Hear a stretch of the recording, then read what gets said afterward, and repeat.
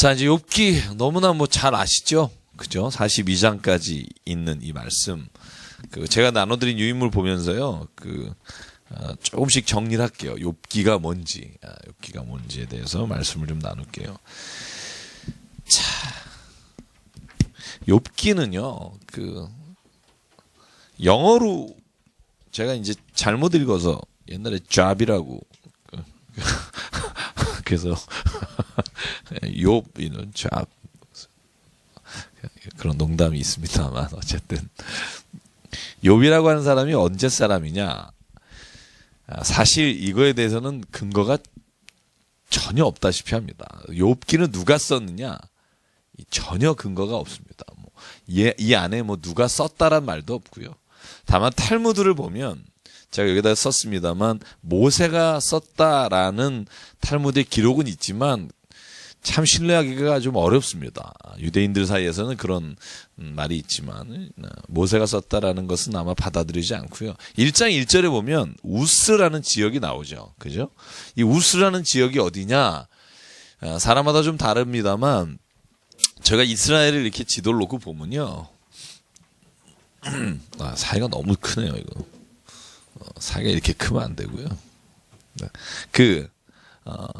우스라는 지역은 아직 어디라고 밝혀지진 않았습니다만, 맨 위에 단 위쪽, 오른쪽에 왜 하란이라는 데 있죠? 밧단 아람이라고도 하고, 아브라함이 살았던, 거처했던 곳. 그래서 나중에 여기에 가서 이삭의 아내 리브가도 데려오고, 야곱이 라반 삼촌 집에 갔던 데가 이 하란입니다. 그래서 혹자는 이 하란 쪽일 거다라는 말하는 분도 있고요. 일단 제가 공통적으로 합의를 할 수 있는 지역은 요단강 동편 어딘가라는 겁니다. 특히 에돔 지역일 확률이 크다. 왜냐하면 70인경이라고 지난주에 말씀드렸죠. 70인 역본이라고 하는데 이건 헬라어로 기록된 성경입니다. 그러니까 히브리어 성경 구약을 AD 2세기, BC 2세기인가요? AD 2세기인가요? 갑자기 BC죠. BC 2세기에 번역을 했어요, 헬라어로. 그때 번역한 걸 70인역이라고 하는데요. 거기에는 이 아브라함의 5대손이라고 되어 있는 에돔, 그죠? 에서 에돔의 에돔의 저자라고 욥기가 그렇게 기록되어 있는 부분이 있습니다. 그래서 어쨌든 이 에돔 지역 중심으로 한 요단강 동편의 어딘가일 것이다라고 되어 있고요. 이건 이스라엘의 이야기가 아니고 고대 근동의 이야기입니다. 특별히 그 증거로 보여지는 게 제가 유인물에는 그런 복잡한 얘기는 안 썼습니다만 그냥 여러분이 이제 조금 성경에 눈을 뜨셨기 때문에 이 원어에 나와 있는 히브리어의 하나님이란 뜻이 이제 야훼라는 게 있고 엘로힘이 있잖아요. 지난주에 간략하게 봤습니다만 이 대부분의 욥기에 나오는 단어는 고대 근동에 나오는 하나님을 지칭하는 엘로힘이라는 단어가 주로 쓰입니다. 딱 13번만 야훼란 이름이 쓰이고요. 그 외에 전능자라는 이름이 모든 구약 성경에 16번 쓰이지만 여기는 31번 정도 쓰입니다. 그러니까 그 당시에 고대 지혜 문서라고 보는 게 가장 좋을 것이다. 근데 이게 왜 성경에 들어있느냐? 이걸 이스라엘 백성이 욥이라고 하는 사람에 대한 이야기가 하나님 안에서 하나님이 역사하시는 방법, 또 하나님께서 우리에게 지금도 하시는 것과 아주 동일한 부분의 이야기를 담고 있기 때문에 이 욥기를 성경의 말씀으로 넣었다라고 되어 있고요. 이 시기를 솔로몬 시기로 보는 사람이 많습니다. 이 시기, 쓰인 시기가 아니라 이 욥이 지금 나타나고 있는 시기를 솔로몬 왕 시기로 보는 경우가 있는데, 왜냐하면 이때가 지혜에 대한 이야기가 잠언서에 나오는 이야기들과 겹치는 부분이 굉장히 많습니다. 그래서 여러분 이 욥이라고 하는 성경 말씀을 보면 여러분께서 의인이 고난을 당한다 이런 주제를 주로 생각하지만 저는 오히려 이 주제를 이렇게 생각합니다. 누군가 고난을 당할 때 우리가 어떻게 해야 하는가. 저는 욥을 읽으면 읽을수록 그 주제가 맞다고 생각이 들어요. 여기서 그래서 고난이 하나님이 왜 주셨다 이런 해결이 없어요. 여러분 다 읽어보셨죠? 왜 안 읽은 사람처럼 그러세요? 그죠? 다 읽어보면 그러니까 고난은 왜 하나님이 주셨고 어떤 때 이런 고난이 오고 이렇게 설명하지 않으세요. 하나님께서 나타나시는 게 38장부터잖아요. 그죠? 38장부터 42장까지인데 하나님은 그런 얘기 안 하세요. 내가 천지 창조했을 때 네가 있었니? 리바이던을 만들 때 네가 봤니? 바닷물결 흉흉할 때 네가 거기 있어 봤니? 뭐 하나님은 그 얘기 하시다가 갑자기 46장 1절에 보면 욥이 갑자기 하나님 앞에 나와서 회개하는 장면이 7절에 나와요. 그러니까 그 고난이 자기에게 왜 왔는지 이런 얘기에 대해서 하나님께서 해결해 주지 않으십니다. 왜? 성경은요, 그걸 주려고 쓰는 게 아니고요. 제가 읽으면 읽을수록 느끼는 게 뭐냐면, 욥기는 우리 인간이 고난을 당할 때, 우리가 서로 어떻게 이 고난을 나누고 서로가 서로를 위로하는지에 초점이 있다는 말씀으로 저는 계속 보입니다. 그래서 오늘 한번 같이 읽어보면서 그걸 좀 느낄 수 있으면 좋겠고요.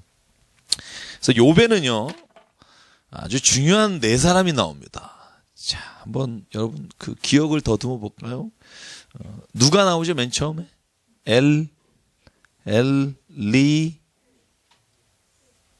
엘리후는 좀 뒤에 나오시죠 아마. 32장쯤에서 그때 이제 머리를 들이미시고 엘리바스, 엘리바스라고 하는 친구가 나옵니다. 이분이 어디서 왔죠? 동네가 그죠? 그냥 쉽게 대만으로 외우시면 중국 말고 대만인데 좀 다릅니다만. 그 다음에 누가 있죠? 뭐 이걸 뭐 외우실 필요는 없습니다만. 그 다음에 세 번째 누가 있죠? 개발 소발 뭐 이렇게 저는 이렇게 외웁니다만. 자, 이 세 친구가 욥이 고난을 당할 때 찾아온 친구입니다. 정말 멀리서 오신 친구분들이에요. 어려운 길을 찾았습니다. 이 욥기는요, 1장부터 42장까지의 구조가 어떻게 되어 있냐면, 욥이 고난을 당합니다. 자, 1장하고 2장에 고난을 당해요. 줄줄이. 정말 재밌어요. 읽다 보면 여러분 그거 있죠? 사환이 와서 보고를 하는 도중에 또 딴 애가 와서 보고를 하는 도중에 딴 애가 5번 해요.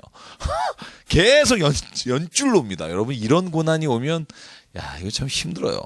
한번 고난 당하고 좀 쉬었다가 와야 되는데 보고 받는 중에 계속 옵니다. 뭐 종들이 죽었습니다. 낙타가 죽었습니다. 아들이 죽었습니다. 그래서 결국 1장에는 소유물에 대한 이야기가 나오고 2장은 이제 드디어 욥의 몸에 관한 상해를 받는, 그죠? 병에 걸리는 이야기가 나오는데, 그래서 이렇게 그 욥이 고난을 처하게 되는 장면이 나온 다음에 3장에 보면 재밌는 게 나옵니다. 갑자기 욥이 자기의 태어난 것을 저주하는 장면이 나와요. 저는 이게 굉장히 중요한 장면이라고 생각해서 이따 같이 보겠고요. 그래서 욥이 자기 신세를 한탄하면서 자기를 저주하면서 태어난 날짜에 차라리 태양이 안 떴으면 뭐 이런 이야기를 계속 반복합니다. 그리고 4장부터 14장까지 가요. 이 세 친구들이 돌아가면서 한마디씩 해요. 그게 얼마나 큰 상처가 되는지를 여러분이 아마 깊게 보실 겁니다. 이렇게 한 패턴으로 셋이 돌아요.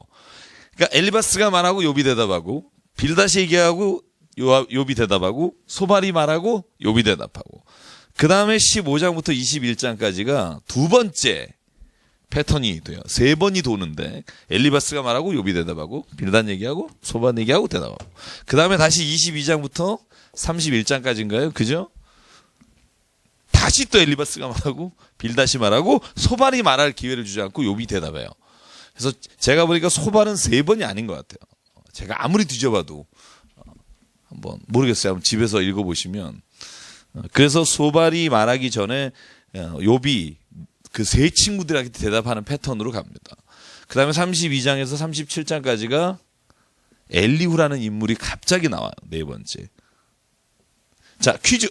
자, 우리 쉬어가는 퀴즈인데요. 상품은 없습니다만, 이 중에 누가 제일 많이 나이가 많을까요? 욥, 엘리바스, 빌다, 소발, 엘리후. 자, 네? 엘리후. 네. 제일 어린 게 엘리후. 야, 오, 재밌는데요? 또 누가 제일 나이가 많을까요? 심심하니까 그냥. 심심한 게 아니라 성경에 나와요. 15장 10절에 나옵니다. 본인이 얘기를 합니다. 누가 나이가 제일 많다고는 안 나오지만 누가 제일 어린지는 나와요. 아마 이 친구가 제일 어린 거로 나와요. 엘리후가. 그 다음에 누굴까요? 아무리 쪽지를 뒤져봤자 제가 그 얘기는 안 썼어요. 네. 그냥 뭐 이렇게 뒤지지 마시고요. 네.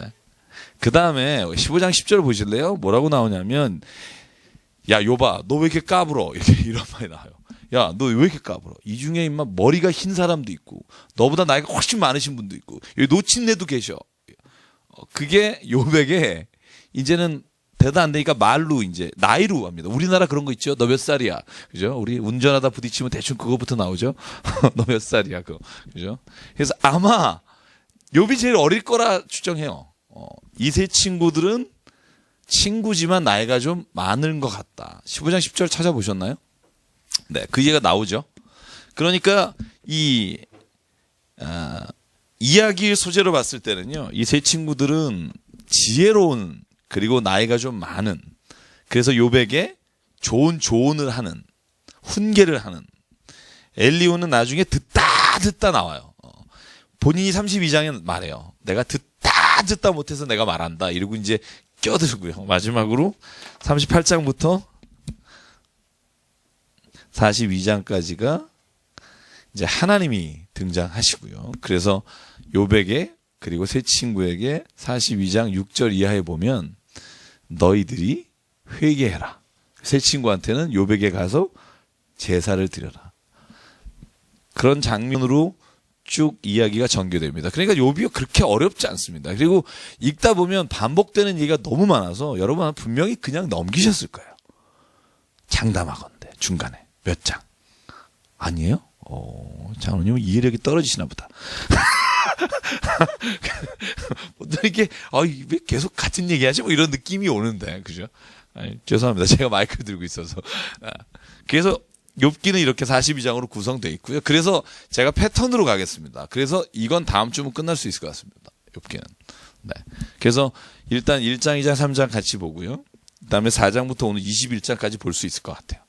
그래서 엘리바스라는 친구가 어떤 데 초점을 주고 욥에게 말을 하고 있고, 욥은 어떤 데 초점을 두고 대답하고, 빌닷도 마찬가지고 소발도 그런 대화를 좀 보면서 이야기를 얘기해 나가면 이해하시는데 어려움이 없을 겁니다. 자, 욥기 1장부터 볼게요. 자, 이게 나머지 제가 이거 진짜 뒤에 여러분 1장부터 42장까지 제가 요약해 놓은 거 나름대로 좀 너무 길지 않고 짧지 않게 요약한 건데 집에서 보시면서 한번 읽으시면 도움이 되실 거라고 확신하고요. 자, 1장부터 볼게요. 1장 1절. 여기서 혹시 질문 있으세요? 오늘 이거 보시면서? 먼저 하나 이거 읽으신 거 중에. 네. 제가 2페이지만 한번 할게요. 구약 성경과 신약 성경에 욥에 대한 이야기가 2번 나옵니다. 그래서 욥이라는 사람이 실제 인물일 것이다라고 말하는 게 이 실제 있었던 사건이라고 우리가 인정하자. 그죠? 실제 있었던 사건들을. 왜냐하면 에스겔서에 14장 14절 이하에 이렇게 나옵니다. 에스겔과 욥과 다니엘 이 세 사람의 이름이 거론되면서 성경에서 분명히 이 사람들이 실제 인물이었다고 기록합니다. 그래서 우리가 이 이야기가 어느 지역의 이야기인지 잘 모르지만 실제로 그 당시에 이 이야기는 모든 사람들이 들었을 때 욥의 이야기라고 알만한 사람 이야기예요. 왜냐하면 같이 등장하는 사람이 욥, 다니엘, 에스겔이라. 그래서 야고보 5장 11절에도 나옵니다. 성도의 인내에 대해 말씀하실 때 욥의 고난을 말씀하십니다. 그래서 이 욥이라고 하는 욥기는 우리가 신약 성경에서 구약 성경에서 특별히 고난에 관한 이야기를 할 때 빼놓지 않고 볼 수 있는 거고, 제가 3페이지 엘리바스와 빌닷과 소발에 관한 것 주로 어떤 논쟁을 욥하고 했는지를 제가 기록했고요. 그래서 성경을 읽으시다가 다음 주까지 한 번 더 참고해서 보시면 좋을 것 같습니다. 오늘 21장까지 제가 좀 빨리 진행을 해볼게요. 자, 1장 1절부터요 5절까지 저하고 같이 한번 교독하겠습니다. 제가 1장 1절 읽을게요. 우수 땅에 욥이라 불리는 사람이 있었는데 그 사람은 온전하고 정직하여 하나님을 경외하며 악에서 떠난 자더라. 그의 소유물은 양이 7,000마리요 낙타가 3,000마리요, 소가 500결이요, 암나귀가 500마리이며 종도 많이 있었으니 이 사람은 동방 사람 중에 가장 훌륭한 자라.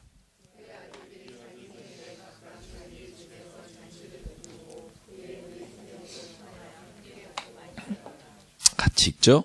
그들이 차례대로 잔치를 끝내면 욥이 그들을 불러다가 성결하게 하되 아침에 일어나서 그들의 명수대로 번제를 드렸으니 이는 욥이 말하기를 혹시 내 아들들이 죄를 범하여 마음으로 하나님을 욕되게 하였을까 함이라. 욥의 행위가 항상 이러하였더라. 아멘. 욥이 참 대단한 사람입니다. 그죠? 아침마다 자녀의 10명이면 10명의 명수대로 제사를 드립니다. 왜? 내 아들이 혹시 범죄했을까봐. 그죠? 우리가 이거 속죄제와 뭐가 있죠? 속건제를 드리죠. 그래서 이 제사를 드리면서 자녀를 위해서. 그때 6절. 야, 이 부분이 조금 우리가 그죠? 이해를 좀 해야 됩니다. 이 하나님하고 여기 본문에 하나님의 아들들은 분명히 천사일 겁니다. 왜냐하면 이 38장 7절에 보면 하나님의 아들들 이 천사라는 얘기가 있어서, 그러면 하나님의 아들들하고 사탄이 모였습니다. 하나님하고 같이. 그럼 사탄이 가끔 모여서 하나님하고 회의하느냐? 그런 건 아닌 것 같습니다. 성경에 보면 이런 장면이 여기만 나와요. 그러니까 이거는 보통 이런 거로 볼 수 있겠습니다.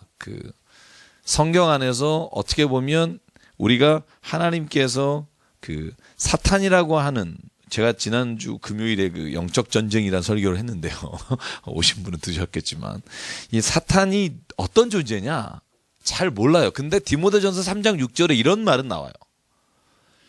하나님이 교만해서 사탄을 벌하실 거다. 교만한 것 때문에 벌하신 것처럼 너희도 교만한 자를 벌하실 거다. 그래서 우리가 사탄은 흔히 천사 중에 교만하여 하나님같이 되려고 하는 자가 하나님의 천상의 세계에서 쫓겨났다라는 기록이 외경에 있어요. 그래서 우리는 그냥 사탄 그러면 천사와 같은 자가 하나님께로 말미암아 교만하여 내쫓김을 방해했다. 그러니까 같이 이렇게 소위 이제 하나님과 같이 거하면서 늘 있는 존재는 아닙니다. 근데 오늘 어떤 일인지 모르지만 사탄이 하나님 앞에 와서 하나님께 대화하는 장면이 나옵니다. 대화의 초점이 뭔지 아세요? 뭐죠? 네. 뭐죠? 대화의 초점. 네. 하나님이 욥을 자랑해요. 저는요, 한번 7절, 8절 보실래요? 저는 이거 굉장히 제 마음에 확 왔던 본문 중에 몇 개 중에 하나예요. 저는요, 2장 3절하고 같이 볼게요. 제가 이제 요거 한번 읽어볼게요. 7절, 8절. 같이 한번 읽어볼게요. 시작. 여호와께서 사탄에게 이르시되 내가 어디서 왔느냐? 사탄이 여호와께 대답하여 이르되 땅을 두루 돌아 여기저기 다녀왔나이다. 여호와께서 사탄에게 이르시되 내가 내 종 욥을 주의하여 보았느냐? 그와 같이 온전하고 정직하여 하나님을 경외하며 악에서 떠난 자는 세상에 없느니라. 누가 먼저 말 끄네요? 하나님이요. 왜? 자랑하고 싶어서. 저는 이게요, 모르겠어요. 저는 뭐 성경 주석가들 읽으면서 뭐 이런 말은 어느 한 사람이 이건 기록한 게 있던데, 저는 하나님의 마음을 알게 돼요. 여러분, 왜 우리 자식 중에 정말 착하고 막 이러면 나가서 5만 원 내고 얘기하고 싶잖아요. 뭐 우리 애가 어제 저녁에 내가 막 아프니까 막 얼음을 해다가 막 이렇게 해줬어. 뭐 얘기하고 싶잖아요. 그죠? 저 하나님이요, 사탄한테 지금 너 봤지? 요 봤지? 어디 갔다 왔니까? 땅을 다녔어. 요 봤지? 너 걔가 어떤 애인 줄 아니? 이러이다. 그러니까 사탄이 거기에 대해서 시비를 거는 거예요. 아이고 참, 그렇게 인간을 모릅니까? 잘 먹고 잘 사는데 누가 하나님 안 좋아하십니까? 이게 사탄이 오늘 소유물이라는 단어를 3번 반복해요. 한번 보실래요? 소유물이라는 단어가 10절에 나오는데요. 보실래요? 자, 주께서 그 집의 모든 소유물을 울타리로 두르시기 때문이고, 소유물이 땅에 넘치게 했기 때문이고, 11절 소유물을 치면 분명히 주를 욕할 겁니다. 이게 사탄이 하나님께 대해서, 사람을 이제 그만 믿으십시오. 예전에 제가 설교하다가 한번 예화로 말씀드린 거 기억나십니까? 예수께서 승천하신 후에 하늘나라 가셨잖아요. 하늘나라 가서 그 제자들이 아니라 왜 그 천사들이 물어봤다 그래요. 예수님 가서 예수께서 십자가에 죽으신 거 이제는 사람들이 다 알게 하시고 오셨냐고 그랬더니 내가 충분히 하고 왔다고. 그래서 어떻게 하셨냐니까 내가 12명 제자한테 단단히 얘기하고 왔다고. 그러니까 천사가 그랬대잖아요.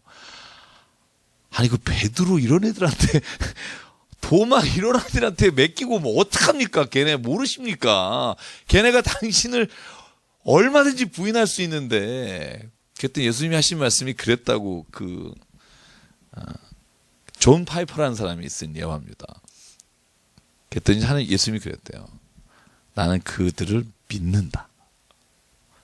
그러면서 그분이 쓰신 글에 보면 하나님은 당신을 지금도 믿는다. 이런 글을 쓰는 챕터에 그런 예화가 있는데요. 저는 오늘 하나님은 욥을 끝까지 믿어주시는 겁니다.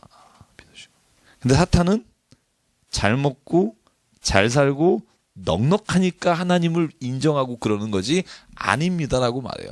2장 3절 보실래요? 2장 3절 한번 보시면 하나님이 또 자랑하고 싶은 게 있어요. 자, 그렇게 모든 소유물이 없어졌을 때 그때 사탄이 또 와요.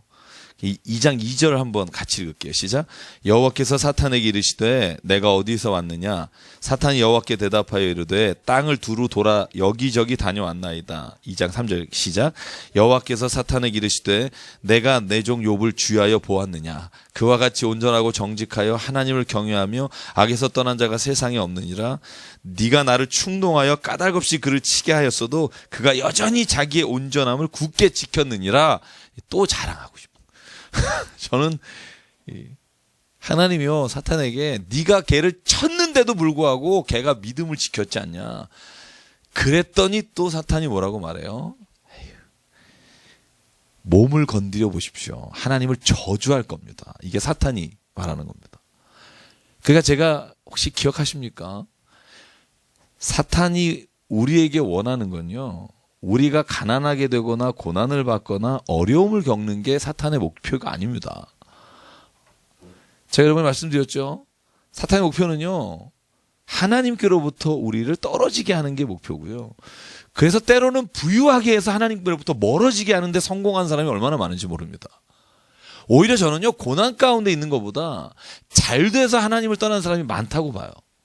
그러니까 예수께서 부자가 하늘나라 가는 게 정말 낙타가 바늘기 들어가는 것만큼 어렵다고 하신 이유는 부자는 못 간다가 아니라 오히려 부유한 가운데 하나님을 신뢰하고 의지하고 하나님 앞에 모든 것을 이렇게 내놓을 수 있는 사람이 없다는 걸 저는 예수께서 너무나 잘 아셨다고 생각하고요. 그래서 우리의 초점이 어디에 있어야 하냐면 우리가 당하는 고난이나 우리가 받는 축복에 우리 초점이 있으면 안 됩니다. 저는 그게 정말 신앙생활이 깊어지면 깊어질수록 그것과 상관없이 나의 삶에서 오직 하나님께서 내 인생을 주관하시고 있다고 하는 믿음이 있으면 저는 어떤 상태에서 흔들리지 않는 믿음으로 하나님 지켜주실 줄 믿습니다. 저는 그게 우리가 하나님 믿는 기쁨이고요. 그걸 알게 하시기 위해서 때로는 사탄이 이렇게 하시는 것을 허락하시는 겁니다. 하나님이 직접 하신 게 아니라 허락하셨다라고 되어 있고요. 자, 그래서 오늘 1장 뒤에 보면 여러분 다 잘 아니까 제가 그건 읽지 않겠습니다. 13절부터 22절까지 1장에는 죽는 이야기가 쭉 나옵니다. 그랬더니 20절, 욥이 일어나 겉옷을 찢습니다. 머리털을 밀니다. 이게 뭐 반항하는 건지 모르겠습니다. 땅에 엎드려 예배합니다. 그러니까 이 상황에 예배해요, 욥은 하나님을. 그러니까 2장 3절에 하나님이 자랑하는 거죠. 너 봤지? 이렇게. 저는요, 제가 그런 사람이 되기를 원합니다. 예수님이 진짜 사탄에게 혹은 누군가 너 봤지? 기철이 봤지? 야, 기철이 진짜 왜 동의 안 하시는 거예요? 저는 여러분이나 저나 그런 좀 꿈이 있었으면 좋겠어요. 하나님이 진짜 기철이 봤지? 걔는 정말 어떤 상황에서도 나와 함께하고 내 편이다. 제가 여러분에 드린 글에 제가 그거 썼어요. 원래 읍수라고 썼다 지우고 제가 여러분 나눠드린 교재 1장 요약한 거에 그걸 썼어요. 나는 언제 그렇게 될까. 제 고백들을 이렇게 써놓은 게 있는데 저는 그게 우리의 신앙의 어떤 마지막 목표였으면 좋겠어요. 하나님의 자랑이 되는. 사람들에게 자랑이 되는 게 아니라 하나님이 이렇게 보시고 야 진짜 기철이는 정말 내가 그의 믿음을 보고 내가 흡족하다. 저는 그렇게 되면 너무 좋겠다고 생각하고요. 자, 제가 뭐 안티 사이트 들어가서 여기 써놓은 거 되게 많은데요. 오늘 생략하겠습니다. 제가 우리 목사님한테 얘기 드렸는데 참 이 안티 사이트 들어가면요 공부 많이 하세요. 그분들 성경을요 여러분보다 훨씬 많이 읽어요. 그러니까 성경을 많이 읽는 게 별로 중요하지 않다는 생각이 가끔 들 때가 있는데 거기에 이런 통계만 읽어드릴게요. 거기에 이런 통계가 있어요. 하나님이 구약에서 사람 죽인 숫자를 셌더라고요. 7만 5천 명을 죽였더라. 뭐 이런 거 있잖아요. 5천 명이 죽었더라.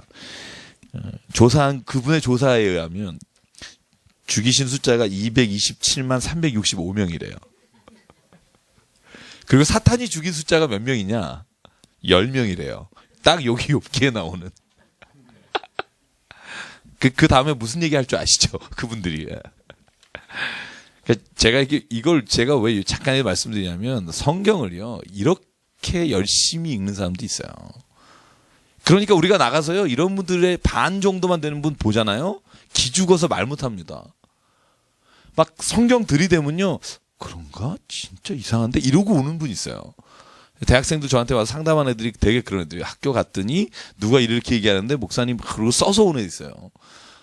그럼 제가 늘 그러죠. 그래서 알아야 된다. 만약에 우리가 정말 아무런 뭐 누군가 우리에게 묻는 사람이 없다면 뭐 우리가 그냥 그걸 굳이 알아야 될 필요가 없지만 진짜 우리가 만약에 믿음 안에서 세상을 살아갈 때면 그런 것들에 대해서 물어보는 자에게 뭐라고 말했죠? 바울이 준비해라. 복음에 대해서 물어보는 자에게 마땅히 대답할 바를 준비해라. 저는 그래서 우리가 성경 말씀을 알아야 된다고 생각해요. 왜냐하면 하나님을 알고 싶어하는 만큼 하나님으로부터 하나님에 대해서 굉장히 거절하고 거부하는 사람이 있습니다. 근데 그 사람은요 하나님께 돌아올 확률이 커요. 관심 없는 사람보다. 저는 그런 사람들이 걸리기를 바라요. 저한테. 저는 왜냐하면 그런 분들이 훨씬 더 하나님께 가까이 올 수 있어요. 아예 관심 없고 묻지 않는 분이 어려워요. 그런 분들은 정말 다시 그분을 고민 빠지게 해가지고 해야 되는데 힘들어요. 그래서 여러분 성경 읽으실 때 좀 꼼꼼히 읽으시면 좋겠고요. 자 그리고 나니까 1장 21절에 욥의 중요한 고백합니다. 뭐냐 하면 자 21절만 같이 읽고 넘어갈게요. 시작. 이르되 내가 모태에서 알몸으로 나와 싸운즉 또한 알몸이 그리로 돌아갈 주시니도 여호와시요 거두시니도 여호와이시니 여호와의 이름이 찬송을 받을지니이다. 아멘. 여러분 이렇게 잘하는 욥이죠. 너무 잘 알잖아요. 어차피 알몸으로 왔는데 알몸으로 간다. 근데 중간에 과정에 보면 욥은 계속해서 친구들에게 대답하는 과정에서 자기가 그래도 의롭다는 얘기를 던집니다. 계속. 심지어 난 내가 니보다 낫다. 이런 얘기를 계속해요. 근데요 그 다음에 이와 비슷한 말인데 욥이 맨 마지막에 고백하는 게 1장 21절과 제가 볼 때 병행 비슷하게 돼 있는 게 42장 7절이에요. 한번 읽어볼게요. 42장 7절. 42장 5절. 7절은 회개하는 장면이고 5절에 보면 맨 마지막입니다. 한번 같이 읽어볼게요. 자, 시작.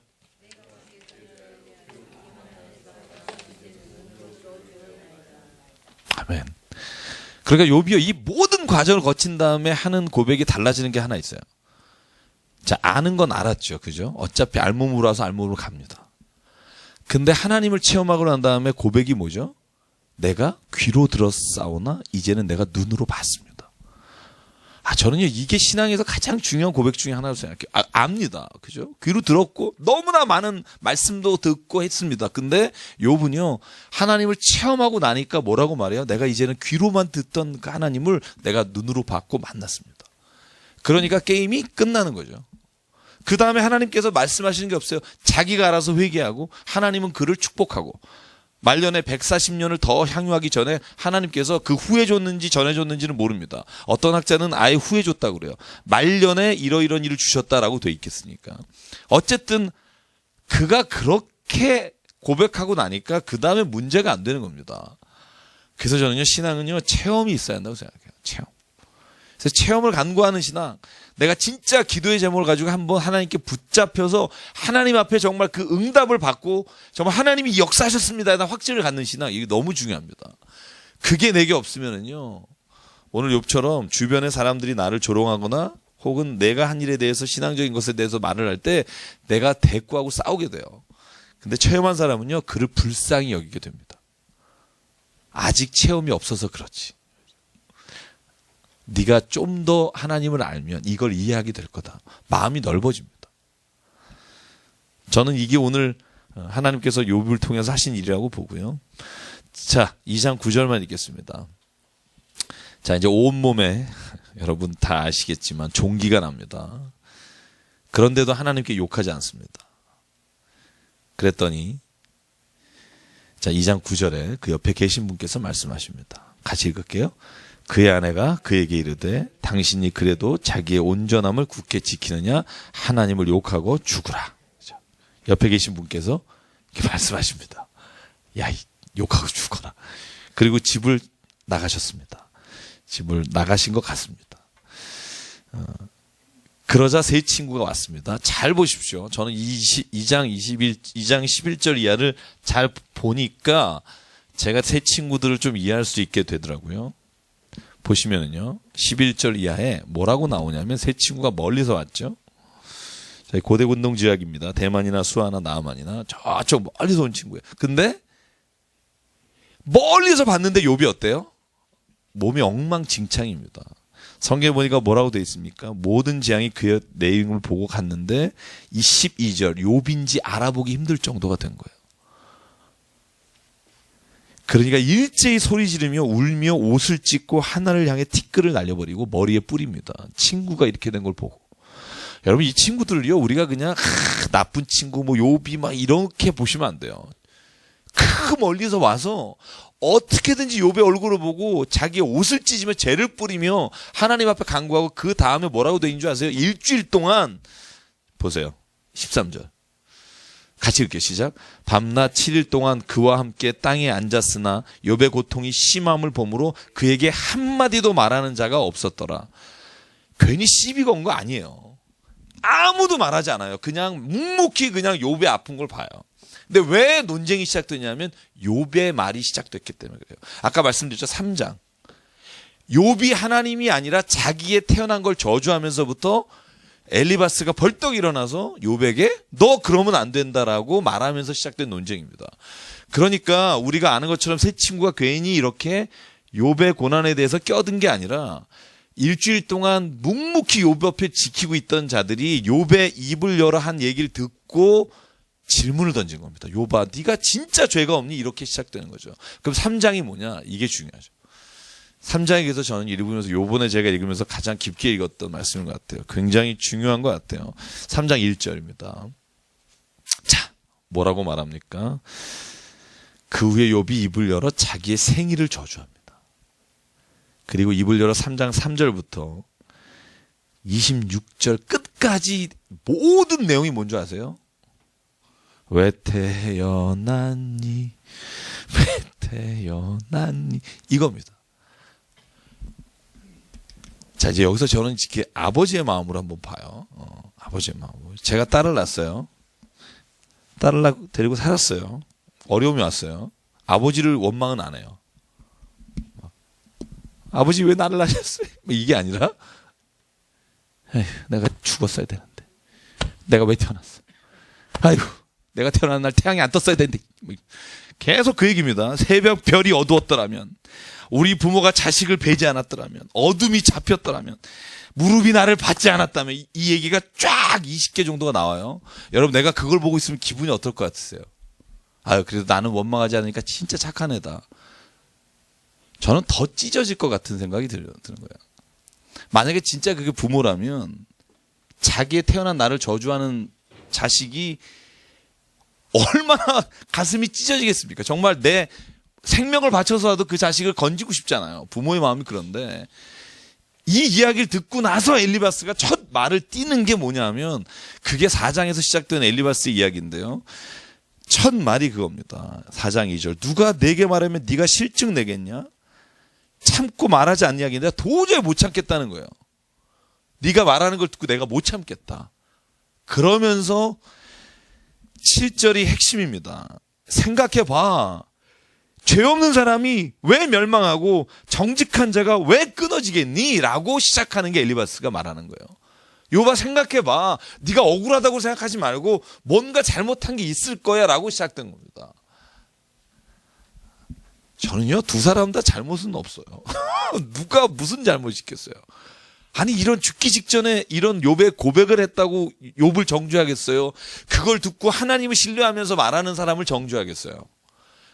근데 초점은 어디 있냐면 이 둘 다 초점 방향이 잘못됐다는 거죠.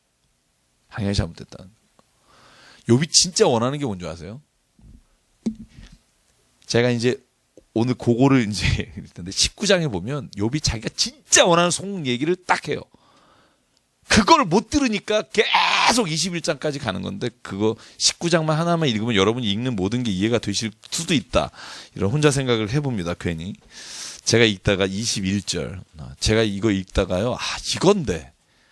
이거를 원했는데 욥은. 왜 엘리바스는 이걸 몰랐을까? 이런 생각이 들었어요. 21절. 19장 21절. 같이 읽겠습니다. 20절부터 같이 읽을게요. 시작. 내 피부와 살이 뼈에 붙었고 남은 것은 겨우 잇몸뿐이로구나. 나의 친구야, 너희는 나를 불쌍히 여겨다오. 나를 불쌍히 여겨다오. 하나님의 손이 나를 치셨구나. 그러니까 22절도 한번 읽을까요? 시작. 너희가 어찌하여 하나님처럼 나를 박해하느냐. 내 살도 부족하냐. 욥이 뭘 원해요? 그냥 여러분 제가 그 야곱의 말씀에 그냥 우는 자와 함께 울고 기뻐하는 자와 함께 기뻐하는. 그러니까 욥의 진짜 마음은 너네들이 나를 옳다 그르다 판단하는 걸 원하는 게 아니라 나를 불쌍히 여겨다오. 여러분 이 심정 아시겠어요? 나를 진짜 불쌍히만 여겨다오. 그러면 내가 진짜 네가 하나님같이 내게는 있지 않아주기를 원하고 정말 나를 불쌍히 여겨주기를 원한다고 생각하고 있는데 그 옆에 있는 엘리바스는 이제 3장의 욥의 말을 듣고 네가 진짜 오라? 라고 시작된 싸움이 지리하게 32장까지 가는 겁니다. 그래서 제가 오늘 욥기를 그렇게 말씀드렸죠. 왜 고난이 우리에게 오는가? 여기에 대해서 답하려고 하는 게 욥기는 아닙니다. 욥기는 고난이 누구에게 왔을 때 그걸 어떻게 우리가 함께 해줄까에 대한 저는 말씀이라고 믿어요. 읽으면 읽을수록. 저는 여기서 고난이 왜 왔는지에 대한 대답은 찾아보지를 못해서 혹시 이따 찾으신 분 있으면 저 좀 알려주십시오. 하나님께서 고난이 왜 왔는지 아니라고 설명한 부분이 없어요. 단 하나도. 리바이던 무슨 산을 만들 때 무슨 심지어 동물을 만들 때 쭉 나오는데 그래서 제가 읽고 깨달은 게 있어요. 욥의 진짜 속마음은 친구에게 위로를 받고 싶었는데 친구들은 정의의 기준을 가지고 오니까 욥은 어쩔 수 없이 자기가 방어하면서 내가 너보단 낫다 이렇게 되는 거죠. 그래서 요걸 초점으로 두고 지금 이제 엘리바스나 빌닷이나 소발 이야기를 들으면 제가 짧게 하면 넘어갈 수 있을 것 같아요. 자, 이제 4장 볼게요. 조금이라도 이해가 되시면 좋겠는데 되시나요? 그죠? 네. 고맙습니다. 이런 반응 좋아요. 네. 자, 21절만 볼까요? 3장 21절. 이게 욥의 마음입니다. 이러한 자는 죽기를 바라는 거죠. 그런데 죽지도 못하고 땅을 파고 숨긴 보배를 찾음보다 죽음을 구하는. 이게 지금 욥의 자기 마음이에요. 죽기를 구하는 마음이에요. 무덤을 찾아 얻으면 심히 기뻐하고 즐거워하고 싶은 마음. 이걸 지금 토로하는 겁니다. 그리고 26절 마지막 하는 말입니다. 나에게는 평온도 없고 안일도 없고 휴식도 없고 불안함만 있구나. 이 친구의 말을 들었을 때 엘리바스가 손을 잡아주며 용기를 내라 친구야. 만약 이렇게 얘기했다면 얘기가 어떻게 됐을까? 이게 제가 한번 생각해 보는 거고요. 그러니까 엘리바스가 화나서 말합니다. 죄 없는 사람은 절대로 망하지 않는다. 왜? 하나님은 옳다. 이 얘기를 하고 싶었겠죠. 하나님 옳으시다. 왜냐하면 신앙인이니까. 근데 욥이 듣고 싶은 말은 하나님이 지금 옳은 분이냐 선한 분이냐 아니냐를 듣고 싶은 게 아니에요. 여러분 그럴 때 없어요? 인생에 진짜 뭐가 꼬였어. 너무 힘들어. 근데 누가 와서 생각해봐. 10년 전에 회개할 문제가 있을지도 몰라. 막 이러면 그 얘기를 감사함으로 받을 사람이 몇 명이나 될까? 그 친구하고는 연락 끊고 살 겁니다. 아마 저는. 왜냐하면 그건 이미 내 안에 있어요.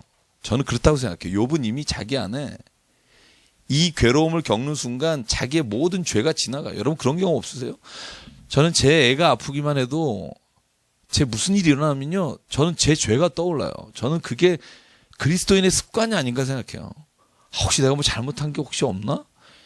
내가 누구한테는 얘기 안 해도 혼자는 생각이 나요. 내가 어제 이거를 이래서 이런 일이 오나? 여러분 그런 생각 안 드시나 보죠. 저는 그래서 저는요. 욥은 이미 마음에 이미 충분히 guilty feeling이 있어요. 충분히 힘들 거예요. 근데 거기다 대고 지금 죄를 안 지면 벌을 안 받는단다. 이런 원론적인 얘기를 듣고 싶지 않죠. 그래서 제가 여기에 써놓은 게 뭐냐면요. 우리가 일반적으로 얘기해야 될 때가 있어요. 하나님은 선하신 분이다. 하나님은 절대로 선한 사람에게 고난을 주지 않으실 거다. 이렇게 우리가 성경의 말씀 가운데 시험은 하시나 그를 완전히 낭망시키거나 떨어뜨리지 않을 것이다. 이런 일반적인 얘기할 때가 있어요. 그런데요. 우리가 진짜 모든 상황에 한 사람이 처해 있는 상황은요. 다 다릅니다. 여러분 제가 재판 얘기 종종 합니다만 법도요. 우리가 일반적으로 하나의 법의 근거를 가지고 비슷한 상황에 다 적용하잖아요. 그죠? 그래서 저는 이 땅에 정의는 있지만 사랑이 없다라고 말하거나 공의가 없다고 말하는 이유가 뭐냐면요. 각 개별적인 상황은 다 달라요. 예를 들어서 어떤 사람이 도둑질을 했다. 그런데 우리가 정상 참작하는 범위라는 게 결국은 배고파서 훔쳤느냐 아니면 재산을 불리려고 훔쳤느냐 이거에 따라서 조금씩 그죠? 감해주고 더 하는데 그거를 다 떠난 개인적인 성격 그때 바로 그 상황 자기의 머리에 떠올랐던 거 여러분 이런 것까지 다 우리가 변수를 생각해서 재판할 수 없잖아요. 근데 그 상황은요 제가 경험해보면 제가 떨어졌던 상황들이 제가 처했던 상황이요 똑같았던 적은 단 한 번도 없었던 것 같아요. 제가 예전에 이런 일을 했을 때하고 제가 나이가 들어서 이런 일을 똑같은 걸 했을 때하고 상황이 똑같진 않은 것 같아요. 우리가 그냥 일반적으로 말할 때는 똑같은 경험이라고 말하지만 모든 상황이 다 달랐어요. 제가 우리 이장로님하고 여기 우리 성 집사님에게 질문하면 그때 그 여자분을 만났을 때가 다 똑같았나요? 이런 게? 죄송해요. 여자친구 없으셨었나 보죠. 여자친구를 만나셨을 때나 아니면 무슨 경험을 했을 때 다 사람이 다르잖아요. 그죠? 아니면 자녀를 키울 때도 다 다르잖아요. 그죠? 마찬가지로 여러분 엘리바스나 아니면은 그 빌닷이나 소발이 오늘 성경에서 욥이 처한 그 특별한 상황에 대한 이해가 없는 거예요. 일반적이고 원론적인 얘기만 하는 거예요. 그러니까 얘기가 결론이 안 나요. 끝까지 안 나요. 그래서 저는 성경이 우리에게 원하시는 게 그러라고 생각해요. 우리가 무슨 일을 누가 당할 때 낙담과 좌절과 원망을 그가 하고 있을 때는 그가 처해 있는 상황을 가장 이해해 주기를 바라는 겁니다. 그러면 하나님 앞에 돌이키는 건 그 사람이 하나님 안에서 돌이키게 됩니다. 저는 목회를 하면 할수록 이게 참 맞다는 생각을 하게 되고요. 근데 4장 17절 엘리바스 끝까지 말하죠. 같이 읽어볼까요? 시작. 사람이 어찌 하나님보다 의롭겠느냐? 사람이 어찌 그 창조하신 이보다 깨끗하겠느냐? 이걸 모르겠습니까? 욥이? 저는 분명히 안다고 생각하고요. 그러니까 5장에 대답합니다. 자, 5장 17절까지는 아직도 엘리바스가 말하는 거죠. 볼지어다 하나님께 징계받는 자에게는 복이 있나니 그런즉 너는 전능자의 징계를 없인 여기지 말라. 하나님이 너를 징계해서 너를 돌이키게 하시는 거다. 하나님은 아프게 하시다가 싸매시고 상하게 하시다가 그 손을 고치신다. 6가지 환난에서 너를 구원하시고 7가지 환난에서 재앙이 내게 미치지 않게 하신다. 그러니까 회개하라는 겁니다.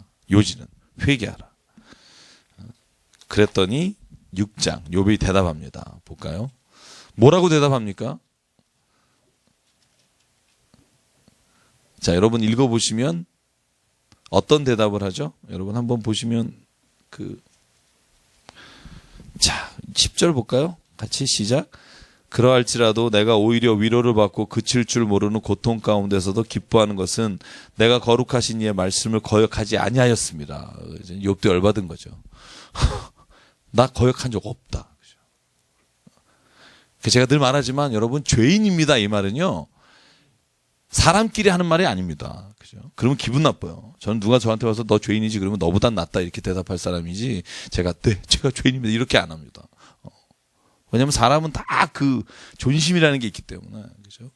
엘리바스가 말하니까 딱 여기 말하는 거예요. 난 거룩하신 이의 말씀을 거역한 적이 없다. 그러니까 또 빌닷이 나와서 말하죠. 야, 너 진짜 뻔뻔하다.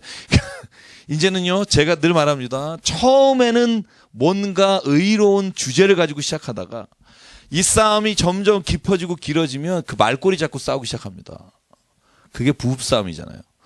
부부싸움이요. 당신 뭐라 그랬어? 이거죠. 원래 문제는 없어지고 당신이 뭐라 그랬어가 이제 그 주제가 돼서 당신이 10년 전부터 이렇게 얘기하는데 내가 참았어. 이제 이렇게 되면 그게 이제 계속 싸움이 되는 겁니다. 그죠? 지난달에도 뭐 이러면서 계속 그 얘기가 하는 겁니다. 결국은 원래 애기 교육을 위해서 싸우기 시작하다가 애기 교육은 온데 갖고 없고 구속한 주만 보이더다. 이거죠. 이건 없어지고 이제 말을 너 뭐라 그랬니 뭐 이런 거죠. 읽어보시면요 앞으로의 모든 대화가 그래요. 읽어보시면 이제 더 이상 욥이 고난을 당하고 욥이 그 고난 가운데 하나님의 어떤 뜻을 구하고 하는 별로 관심이 없어요. 대화에 그런 단어도 별로 안 나와요. 그 단어를 꼬집으면 또 그 단어를 치고요. 제가 그것만 빨리빨리 하고 넘어갈게요. 자, 14절 욥이 하고 싶은 말이에요. 야, 낙심한 자가 비록 전능자를 경유하기를 두려워하는 걸 내가 저버려도 친구는 동정을 해야 돼. 이게 이제 욥이 하는 말입니다. 니네가 친구냐? 27절 너희는 고아를 제비 뽑으며 너희 친구를 팔아 넘기는구나. 이제는요. 이제 고난 문제는 없어졌어요. 이제 친구하고 이제 감정 싸움이에요. 이 자식들 말이야. 친구를 갖다가 제비 팔아 넘기고 막 그죠? 그러니까 28절 같이 읽게요. 시작. 이제 원하건대 너희는 내게로 얼굴을 돌리라. 내가 너희를 대면하여 결코 거짓말하지 아니라. 그러니까 이제 여러분 그리고 이제 11절부터 7장 21절까지 또 욥이 계속 말하는 겁니다. 여러분 이걸 보면요. 욥이 자기가 죄졌다는 걸 알아요. 요 21절부터 좀 읽어보실래요? 읽어보시면 욥이 자기가 죄진 거 알아요. 근데 친구한테 그렇게 말하기 싫은 거예요. 읽어보시면은 그게 나오죠. 자, 20절입니다. 7장 20절만 읽을게요. 시작. 사람을 감찰하시는 이여 내가 범죄하였던들 주께 무슨 해가 되오리이까? 어찌하여 나를 당신의 관역으로 삼으셔서 내게 무서운 짐이 되게 하셨나이까? 주께서 어찌하여 내 허물을 사하여 주지 아니하시며 내 죄악을 제거해 버리지 아니하시나이까? 이제 흙에 누우리니 주께서 나를 애써 차시다 내가 남아있지 않습니다. 하나님 앞에는 이렇게 고백하는 거예요. 내가 주님 죄를 사할 때 왜 죄를 제하해 주지 않았습니까? 이렇게 말하지만 친구한테는 끝까지 그렇지 않다고 서로 싸웁니다. 보십시오. 그러니까 빌닷이 듣고 있다가 도와줍니다. 3절입니다. 8장 3절 시작. 하나님이 어찌 정의를 굽게 하시겠으며 전능하신 이가 어찌 공의를 굽게 하시겠느냐. 자, 그러니까 빌닷이 낍니다. 하나님은 정의로운 분이다. 정의로운 분이시기 때문에 너에게 행하신 일도 정의로운 일이다. 그래서 우리가 좋아하는 말은 8장 7절이죠. 우리 어느 음식점이나 있는 이 말씀 같이 읽죠. 시작. 내 음식점 미약하였으나 내 나중은 심히 창대하리라. 그죠? 이게 원래 굉장히 축복하는 말이 아니라는 거 우리가 좀 알잖아요. 이제는 뭐 우리가 어느 정도 알아요. 그죠? 이 말은 네가 회개하면 이런 전제가 있어요. 그러면 하나님은 이렇게 해줄 텐데 왜 안 하느냐 이거거든요. 그러니까 이 말씀만 딱 띄워놓으면 굉장히 좋은 말이긴 하죠. 그래서 13절에 하나님을 잊어버린 자와 자의 길은 다 이와 같고 저속한 자의 희망은 무너지리니 그가 믿는 것이 끊어지고 의지하는 것이 거미줄 같다. 이게 이제 빌닷이 욥에게 또 던지는 말입니다. 악한 자를 절대 하나님 붙들어 주지 않는다. 욥아 돌아서라. 그러니까 욥이 대답합니다. 9장입니다. 자, 16절만 읽을게요. 자, 시작. 가령 내가 그를 부르므로 그가 내게 대답하였을지라도 내 음성을 들으셨다고 내가 믿지 아니하리라. 이 말이 뭐냐면 앞에 내가 정의롭지 않고 내가 깨끗하지 않아서 벌하신 게 아니라 하나님은 의로운 자를 벌할 때도 있다. 고난이 올 때가 있다. 어느 사람. 이런 이야기들을 욥은 또 하는 거죠. 얼마나 그렇게 이해하고 싶겠어요. 내가 잘못해서 만약에 그러면 너네들 따지고 오면 너네나 나나 그게 잘못한 게 너무나 차이가 나서 나는 벌 받아야 되고 너는 벌 받지 않아야 된다고 생각하니 때로는 의로운 사람도 고난당할 때가 있지 않냐. 왜 나한테만 이렇게 적용을 시키느냐. 이런 얘기들 하는 거죠. 자, 그 22절이 그걸 확증하는 말입니다. 시작. 일이 다 같은 것이라 그러므로 나는 말하기를 하나님이 온전한 자나 악한 자나 멸망시킨다. 그죠.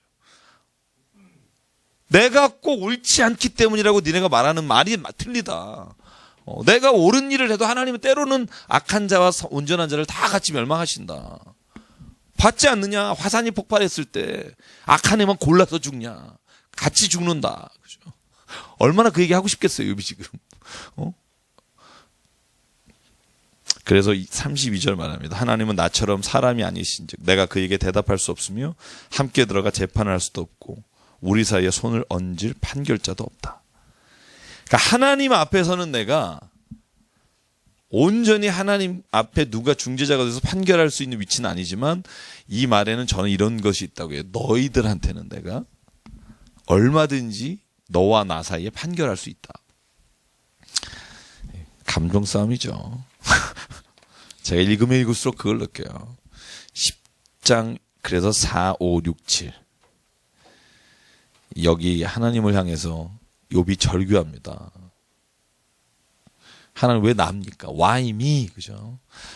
그 옛날에 크리스토퍼 크리스틴인가요? 그 Why me Lord 뭐 이런 노래 있죠. What did I have? 이런 노래 아시나요? 그죠?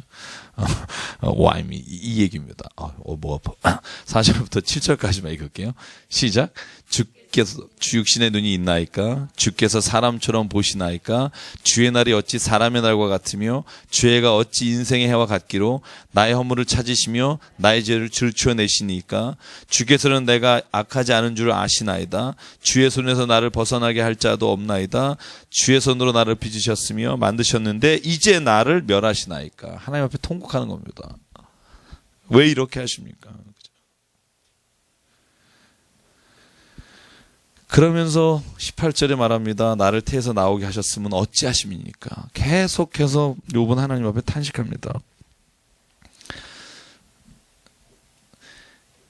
여러분 고난을 당할 때요. 제가 여러분 한번 말씀드린 적 있지만 이 고난이 나에게 왜 왔는지를 자꾸 우리는 묻는 경우가 많아요. 물론 하나님의 뜻을 구하는 건 너무 좋아요. 근데 신앙은요. 근본적으로 이유를 모르는 것에 대해서 내가 이유를 믿는 게 신앙입니다. 참 이 말이 어려운데요. 이런 거죠. 아브라함이 하나님이 갑자기 어느 날 이삭을 바치라 그랬어요. 왜 이러는 걸까요? 몰라요. 그 일이 다 이루어지고 난 다음에 네가 나를 이제야 경유하는 줄 알겠다. 하나님 모르셨을까요? 아셨을 거예요. 아브라함은 황당했을 거예요. 이 자식을 왜 바치라 그러지? 그리고 나머지 결론을 안다고 이게 다 이해가 가요? 하나님이 네가 나를 경외하는 줄 안다. 근데 아들을 죽이는 거를 훈련 삼아서 이렇게 하시는 걸 보면 와 이거 그죠? 그래서 저는요 때로는요 욥에게 이 고난이 왜 왔는지보다 성경은 우리에게 말하고 있는 게 뭐냐면 고난이 왔을 때 네가 그것을 어떻게 받아들이느냐가 중요하다고 봐요. 때로는요 하나님이 하신 일을 다 이해할 수 없어요. 저는 그렇게 생각해요. 동의하십니까? 하나님이 하신 일을 다 이해하고 우리가 그것을 이랬구나라고 말할 수 있다면 저는 그건 더 이상 하나님하고 우리의 관계가 아니라고 생각해요. 때로는 우리가 하나님을 잘 모르겠으나 하나님이 하신 일을 나를 위해 하셨다 이렇게 하시려고 내가 믿습니다가 저는 하나님과의 사람과의 관계에서의 하나님이 믿음이란 단어를 주신 이유라고 생각합니다. 제가 예전에 키르케고르의 공포와 전율이라는 책 소개해 드린 적이 있어요. 공포와 전율. 제가 참 좋아하는 책인데 거기에 나오잖아요. 아브라함이 이삭을 바치는 책이에요. 그거 가지고 책 한 권을 썼는데 거기에 나오는 두 예들이 있죠. 여러분 신의 나는 아가멤논 트로이 전쟁에 그죠? 아가멤논이 이 바다를 건너려고 할 때 바다가 풍랑이 일으니까 10만 명이 죽게 됐거든요. 그때 뭐 하죠? 자기 딸을 바치잖아요. 그래서 죽입니다. 그리고 트로이 전쟁을 이기잖아요. 이유가 있어요. 딸을 죽이는데 백성을 살리기 위해서 그죠? 대의를 위해 자식을 희생하는 거예요.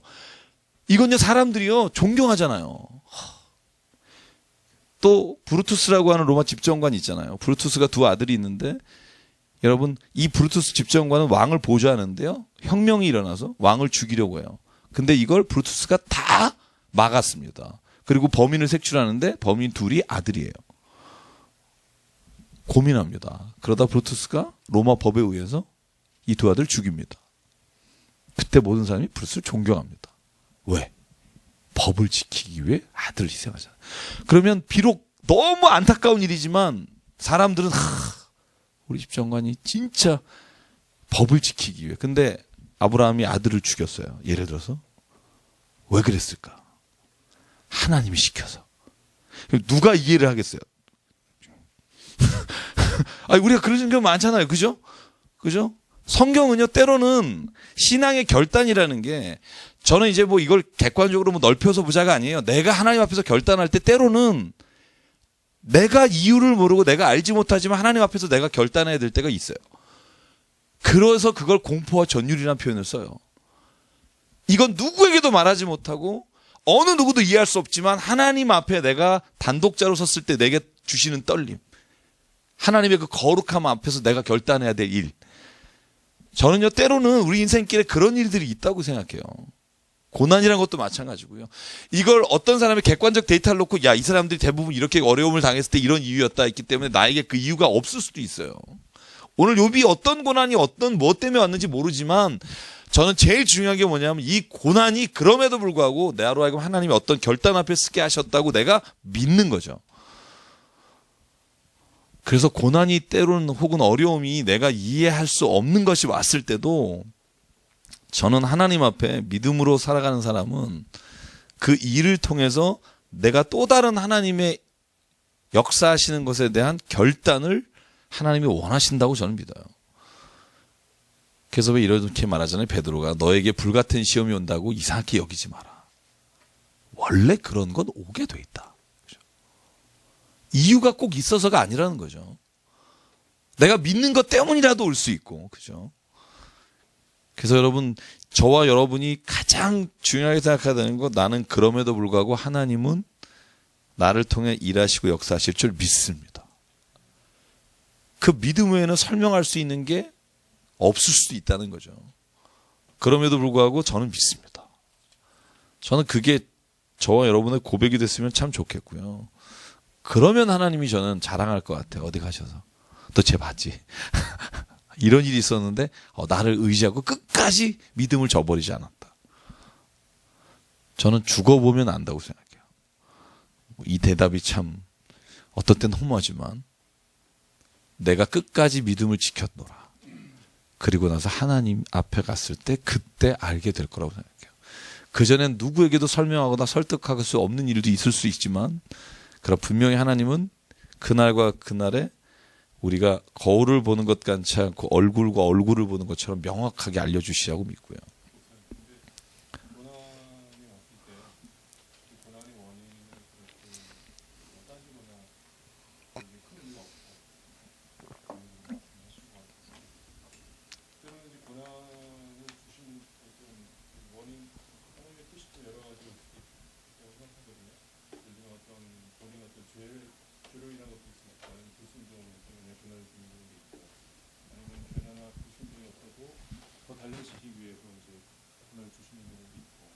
물론 있죠. 네. 근데 모르는 때도 있다는 거죠.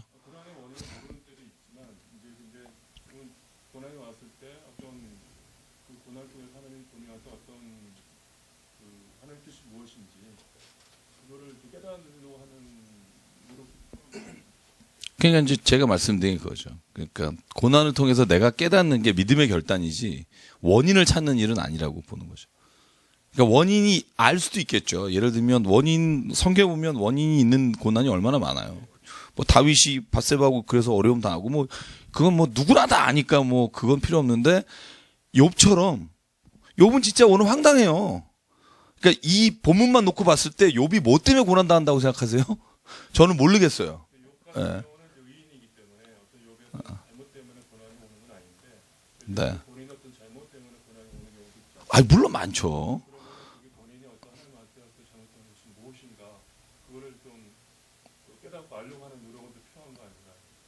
제가 아까 말씀드렸지만 딱 고난이 오면 알아요. 아, 이것 때문이구나. 아무리 생각해도 없는 사람도 있겠죠. 뭐.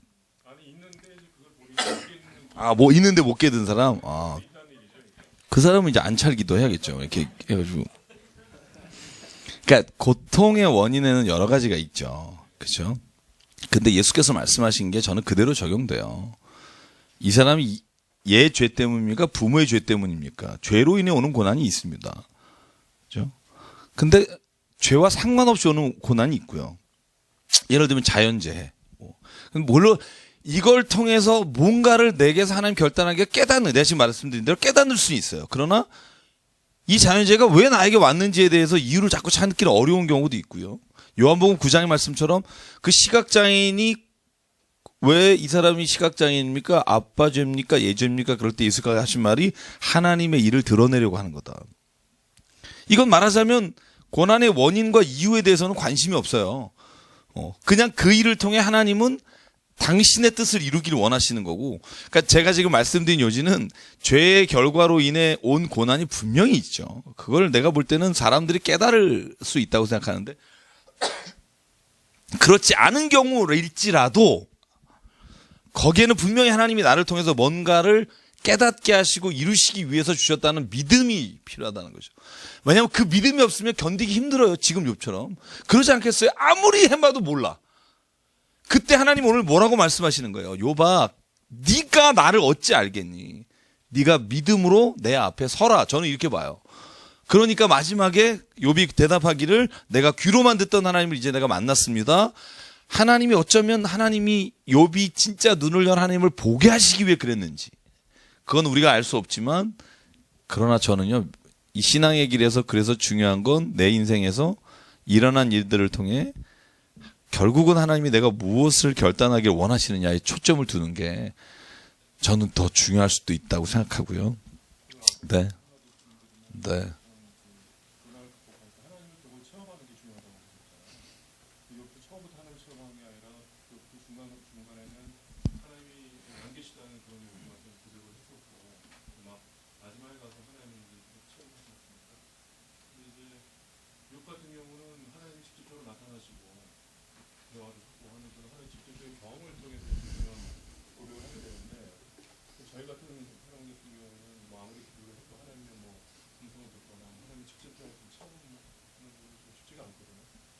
아, 못 들으세요, 요즘? 아, 네. 아, 네. 아, 농담. 아, 요즘 다 듣는 줄 알았는데. 아, 네.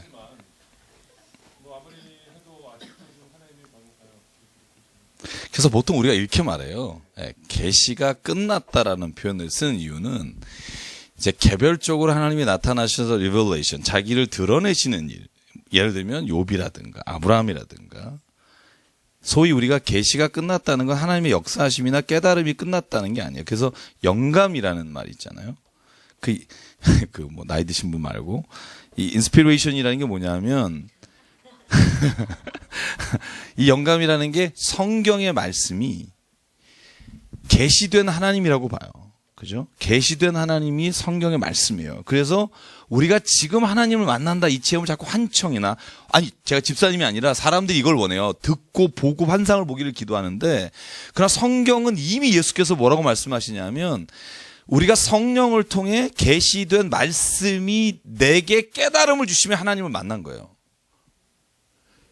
자꾸 요즘 막 그 이적과 환상과 계시를 쫓아다니는 사람들은요, 저는 굉장히 위험하다고 봐요.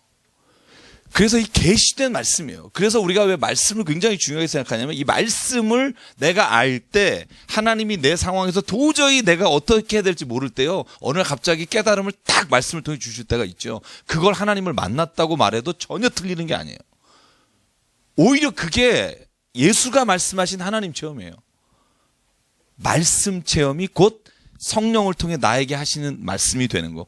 그게 계시의 말씀이 내 인생에 하나님 만나주시는 경험이에요. 그래서 저는 오히려 그 만남이 더 필요하다고 생각해요. 자꾸 어디 가서 막 이렇게 막 이게 들으려고 하시면은요, 안 들려요.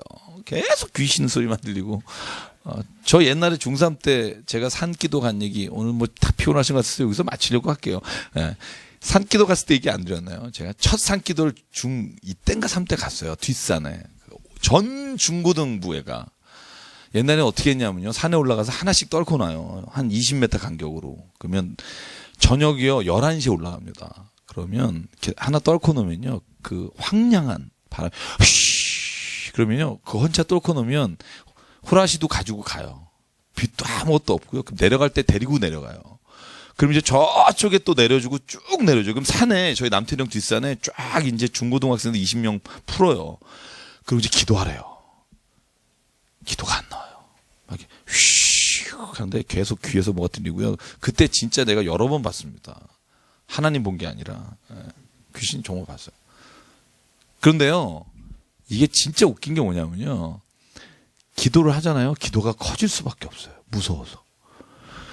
저쪽에서 기도 소리 들리잖아요. 더 크게 되게 돼요. 왜냐면 저 소리가 자꾸 불안해요. 자꾸. 그래서 제가 산기도를 새벽 4시까지 5시까지 해요. 근데 뭐 했는지도 기억은 안 나지만 제가 요즘 그래요. 담력 테스트 한 것 같아요. 올라가서 계속 그거하고 시달리고 싸우다 내려온 것 같아요. 그런 느낌이에요. 그러니까 물론 기도가 굉장히 깊으신 분들은 거기서 막 영적으로 하나님 만나서 막 이런 어떤 할지 모르지만 저는 산기도가 물론 이제 굉장히 좋은 점도 있죠. 밤에 올라가서 하나님과 저희 할머니가 삼각산에 올라가셔서 여러분 삼각산에 저녁에 올라가 보셨어요? 이런 거적들이 하나씩 있어요. 산 봉우리마다. 열어보면 한 분이 계세요. 거기. 저희 할머니가 한 달씩 올라가시고 그래요. 저희 가서 저도 같이 올라가고. 결국 삼각산에서 할머님 이렇게 요양원에서 돌아가셨어요. 그 꿈이 그 삼각산에서 구국기도원 하시는 게 꿈이었어서. 근데 들어가면 진짜 놀라운 분이 있어요. 거기서 정말 밤새 기도해요. 편안하게. 근데 저는 그때 편안하지가 않았어요. 내가 어느 정도 나이가 들고 대학교 들어간 이후에는 산기도 갔을 때 기도가 편안해졌는데 그 전에 정말 담력 싸움 하다 내려온 것 같아요. 담력 테스트 하다 내려왔는데 제가 이게 왜냐면 올라갔을 때 꼭 그 얘기를 해요. 오늘 하나님 만나고 오라고. 하나님 만난 경험은 중학교 때 없었던 것 같아요. 굉장히 무섭던 경험밖에 없고요. 그래서 그때 기도하는 법은 배웠던 것 같아요. 기도하는. 근데 제가 나중에 말씀을 배우고 신학을 공부하고 깊게 보면 볼수록 하나님의 음성과 하나님의 계시는 말씀을 통해 역사합니다. 저는 그것 외에 다른 것은 굉장히 불완전하고요. 자기 감정에 치우칠 수 있고요. 혹은 사탄이 개입할 수 있습니다. 그래서 말씀이 육신이 되어 우리 가운데 오신 게 살아계신 예수님이고 말씀이 계시로 우리에게 주신 게 성경입니다. 그래서 예수 그리스도와 성경 두 개를 제외한 다른 계시는 이 땅에 없다고 기독교는 믿습니다. 그래서 이단이 위험한 거고요. 이번 주 토요일에 이단 특강하시는 분이 어떤 신학적 배경을 가지고 있는 문지 모르겠어요. 저는 백그라운드는 잘 모르지만 그분은 이단에 정통한 분이지만 저는 제가 신학을 공부하면서 제 안에서 결정한 게 그겁니다. 제가 경험도 많고 뭐 제가 왜 귀신 얘기 안 하냐 뭐 이런 사람들 많아요. 경험도 많은데 근데 저는 그게 더 이상 제가 인생을 살아가면서 하나님과 동행하고 하나님의 음성을 듣는 수단이 아니라는 걸 믿기 때문에 그래서 제가 어느 날인가부터 하나님께 보이지 않게 해달라고 간구하고요. 제가 간증한 것처럼 그날부터 뭐 안 봐요. 저는 옛날에 정말 많이 봤어요. 창만 보면 귀신 지나가고요. 정말 여러분, 뭐 이런 얘기도 뭐 알아요. 뭐 그게 굉장히 무서워요. 여러분 그 가위에 눌리고 이런 게요. 저는 이제 그런 분위기에서 워낙 살아다 보니까 그래서 어느 날 제가 결단하고 하나님 앞에 드린 기도가 그거예요. 하나님 이제 내가 하나님 말씀이 내게 보여지는 것보다 하나님의 계시의 완성이라고 내가 믿고 말씀으로 내가 하나님 만나기를 원합니다. 이제 보이는 것들로 두려워하지 않게 하시고 보이는 것들로 내 신앙이 흔들리지 않게 하시고 저는 그 결단이 있는 게 진짜 저는 굉장히 중요하다고 생각해요. 그래서요. 네네. 네네네. 네, 네, 네.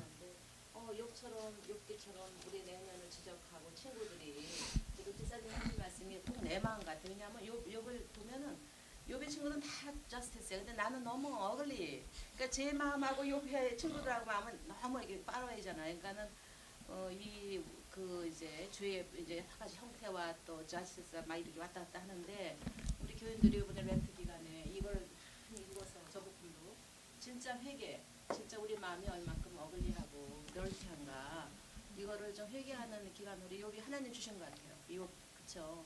막뭐 부자 되고 블레싱하고 뭐 막 이런 것도 참 좋지만은 우리가 진정한 회개가 있고 이런 진정 마음의 분석과 우리 가난한 마음과 진짜 욥 죄가 없는 욥도 이렇게 떨어졌는데 우리 죄 많은 우리들은 얼마큼 더 하나님께 참 이렇게 징계받을 그런 수밖에 없지만 주님의 보혈로 우리는 이제 구원받잖아요. 그래서 이제 집사님 생각이 내가 알 것 같아요. 우리는 이렇게 좀 진짜 불공평하고 불정의한데 이 성경은 그렇지 않잖아요. 성경은 그 친구들 그러니까는 좀 미안한 마음도 있고 지금 목사님 친구들 미안하고 하여간 회개하겠습니다. 저도 네, 모든 사람이 회개하겠고요. 사순절은 저는 축복이라고 생각해요. 제가 늘 말하죠. 회개는 축복이다. 왜냐하면 회개는 내가 원래 어떤 사람인지 알기 때문에 회개하는 거고, 회개는 하나님이 옳다고 내가 인정하는 게 회개고, 그러니까 회개는 기쁜 일이고 믿는 자녀만 할 수 있는 특권이고, 내가 비록 틀리지만 하나님은 옳습니다라고 선언하는 게 회개고, 전 그래서 회개만큼 즐거운 일이 없고요. 날마다 즐겁게 회개하자. 이게 제가 가지고 있는 게 그러니까 눈물을 흘리며 통곡하며 자복해야죠. 근데 그것이 곧 기쁨입니다. 그게 성령이 안에서 회개하는 겁니다. 그래서 저는요, 늘 새벽마다 죄를 생각하고 회개할 때 눈물 흘리고 회개하지만 너무 기쁜 게 그거예요. 여러분 회개하고 나고 막 기도하고 나면 막 눈물 났다가 왜 막 얼굴이 환해지잖아요. 그죠? 금요기도회 마치고 나면 얼굴이 환해지잖아요. 그죠? 다 근데 뭐 했나 보면 죄를 회개한 거예요. 그죠? 그러니까 회개가 역사고요. 회개하는 자에게 주시는 하나님의 놀라우신 능력이 있기 때문에. 하여간 오늘 제가 집사님, 사모님, 오늘 모든 분들이 왜 질문하시는지 제가 다 알기 때문에. 그래서 오늘 하여간 욥기서를 통해서 저 여러분에게요, 진짜 내가 이해할 수 없는 혹은 내가 알고 있으나 이 고난이 그것으로 인해 왔다는 걸 하나님 보여주셨다면 그 길에서 돌아설 수 있는 결단이 있기를 원합니다.